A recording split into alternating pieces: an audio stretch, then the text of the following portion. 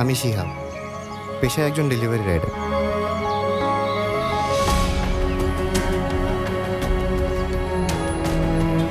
সারাদিন ছুটতে থাকি, কখনো এখানে কখনো সেখানে।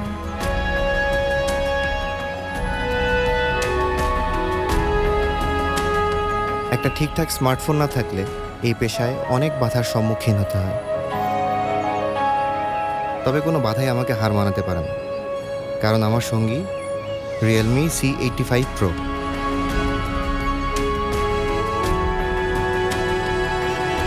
রিয়েলমি C85 Pro আমাকে দিয়েছে স্বাচ্ছন্দ্যে ছুটে চলার রাস্তা।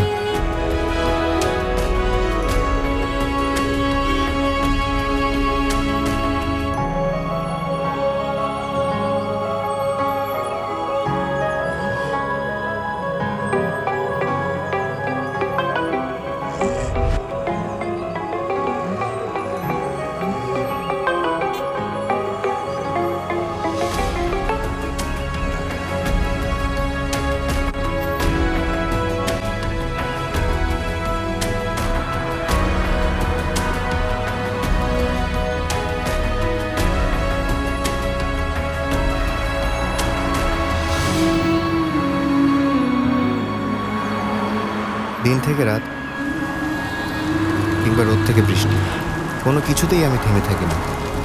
শহরের এক প্রান্ত থেকে আরেক প্রান্তে ছুটে বেড়াই নিশ্চিন্ত।